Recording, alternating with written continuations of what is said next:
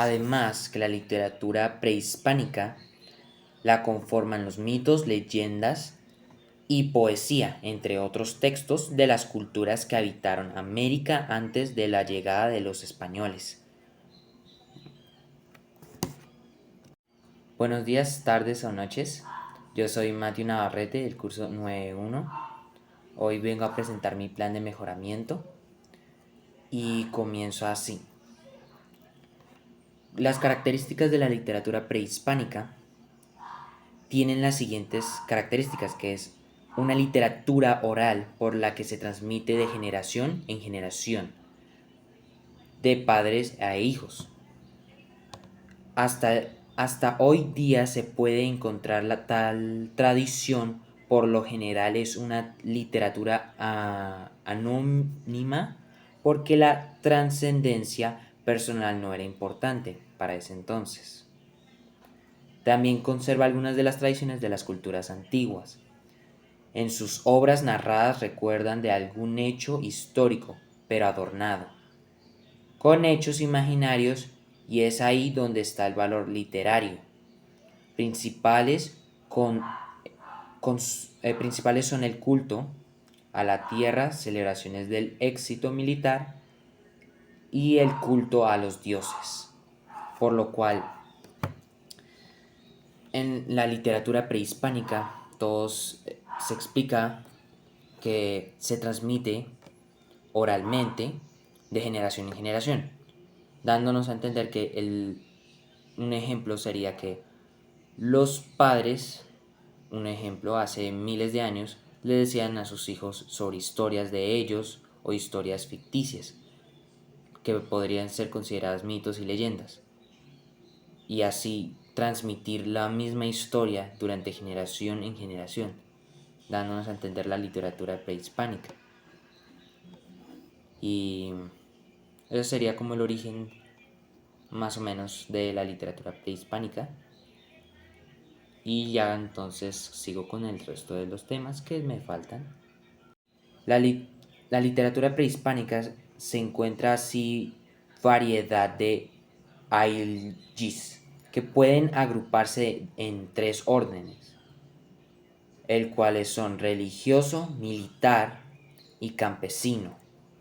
De lo que deducimos que lo cantares de triunfo eran dedicados al sol, o sea, al divinidad, a sus reyes como conductores de la guerra y de la tierra cuando daba frutos. Impactante. Bueno, también voy a leer acerca de las características de la literatura colonial. Por ejemplo, dependencia de España, fuimos eco de la literatura de España, porque se escribió con espíritu y sentimientos españoles. Alto valor histórico, la literatura de ese entonces recogió testimonios del colonialismo que se implantó. También retoricismo, hubo preocupación por la expansión y la forma, estilo satírico de uso, la santería mordaz e hiriente para criticar a personajes virreinales. Durante ese tiempo los literarios coloniales imitaron a las corrientes literarias presentes en Europa. Otras características serían: se enaltecieron a los conquistadores, gobernadores y reyes a través de la literatura histórica. Se añadieron semejantes filosóficos y poéticos, los cuales exponen una visión particular de los hechos históricos. Se unificó la estructura colonial con el lenguaje poético de la novela. Se parodió a los poetas españoles en sus estructuras sintácticas y aspectos estilísticos. Aquí yo, en mi propia conclusión de lo que he leído, es que las características de la literatura colonial, todo viene de España, en el tiempo en que todo era a partir de colonias en España, con España, cuando gobernaba ah, ciertas colonias que tenía. Por ejemplo, Colombia era una colonia que gobernaba España o Europa, y más que todo España, y así es como iría, según lo que yo creo. Va a explicar ahora el contexto y el origen del neoclasismo. Primero, la aparición de la Ilustración o el Iluminismo, movimiento filosófico que defendía la razón, el conocimiento y la secularización como propósito y medio para derogar el dogmatismo y fomentar el progreso. En este movimiento se insertó la enciclopedia de Diderot y de Alembert, publicada por primera vez entre 1751 y 1772. 2. El descubrimiento de las ruinas de Herculano en 1738 y Popeya 1748, que despertó nuevamente el interés por estudiar. Entonces, estudiar la cultura grecolatina. 3. Por último, la llamada doble revolución, es decir, la revolución industrial, que estaba modificada los modos de producción y organización social, y la revolución francesa, que proclamaba igualdad, libertad y fraternidad. Así, a finales del siglo XVII y la primera mitad del siglo XVIII en Europa dominaba el arte barroco. En Francia particularmente dominaba el rococó en la corte. Inspirado por los valores de la Ilustración, surgieron detractores de tales estilos, pues los consideraban excesivos, confusos y recargados. Además, la relacionaban al fanatismo religioso y a la corrupción aristocrática. En este contexto nació el neoclasismo, un movimiento artístico con programa propio que relacionaba contra la tradición anterior, proclamada una revolución estética y filosófica.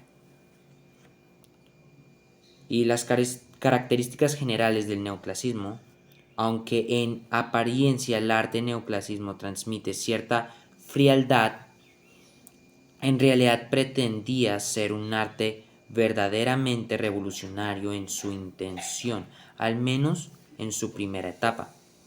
Los artistas guionamente deseaban participar en el nacimiento de una cultura basada en la razón, la moral y el progreso. Por ello se plantearon seguir una serie de características y valores.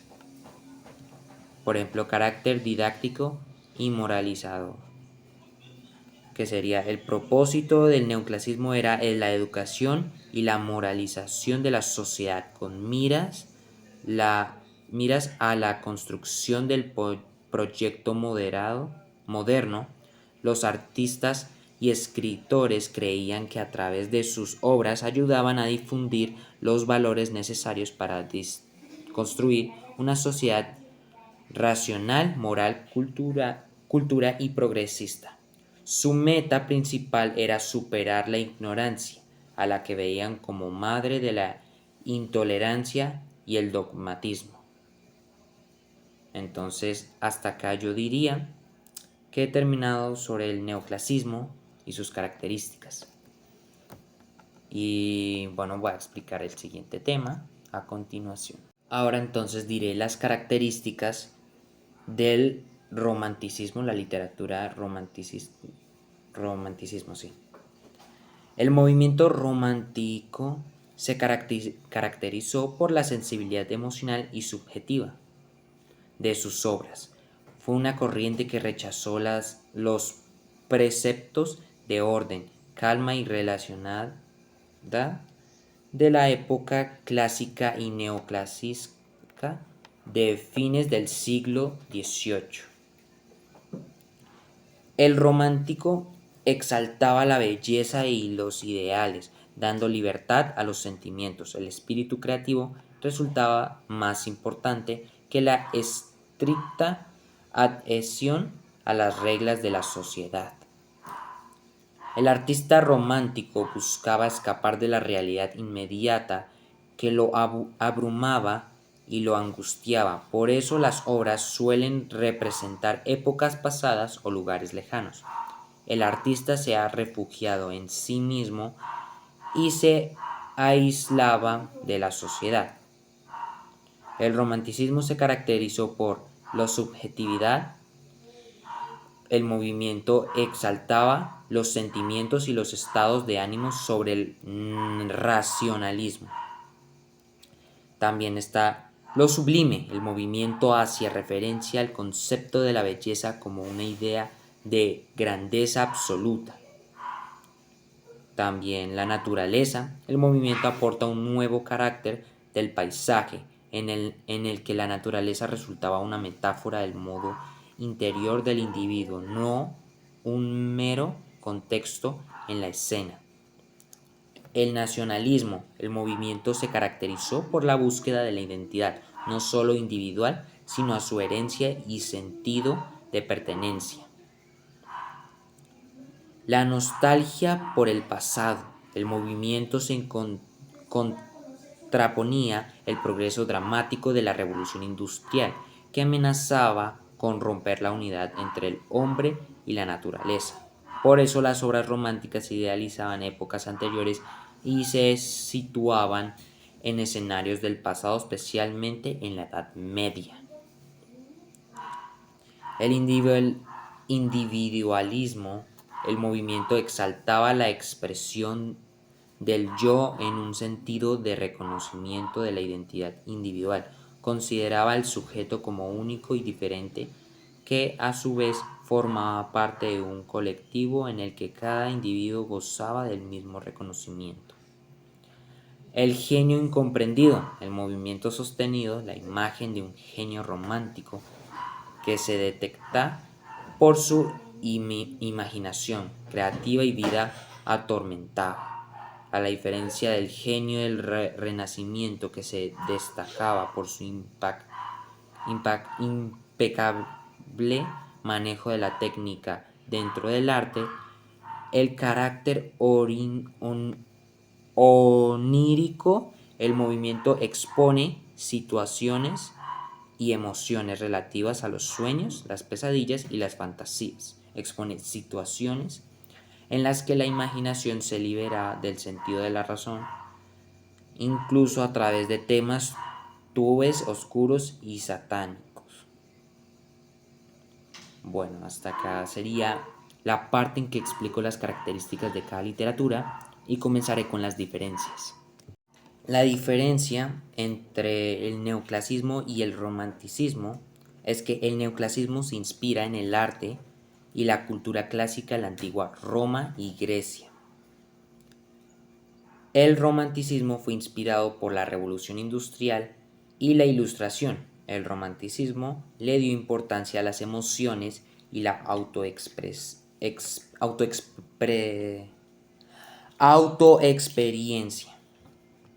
Entonces, la diferencia entre la literatura prehispánica y la literatura colonial es que la literatura prehispánica conserva algunas tradiciones de las culturas antiguas. En sus obras narradas recuerdos de algunos hechos históricos, pero adornados con hechos imaginarios, el cual, como dije al principio, se transmiten a través de la forma oral de generación en generación.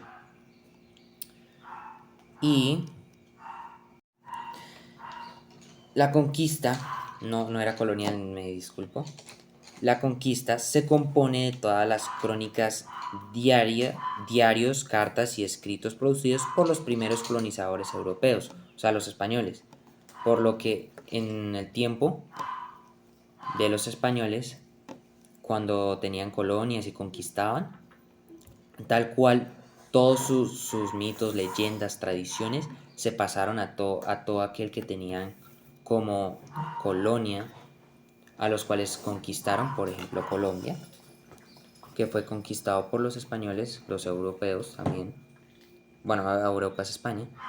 Y, bueno, solo voy a decir, los españoles fueron quienes nos dieron esas tradiciones que les pertenecen a ellos y con el fin de que es diferente a los a la a, es diferente a la literatura prehispánica, también es diferente a la romanticismo y al neoclasismo. Todas en sí son diferentes porque tratan de algo totalmente distinto, pero que se basa en la literatura.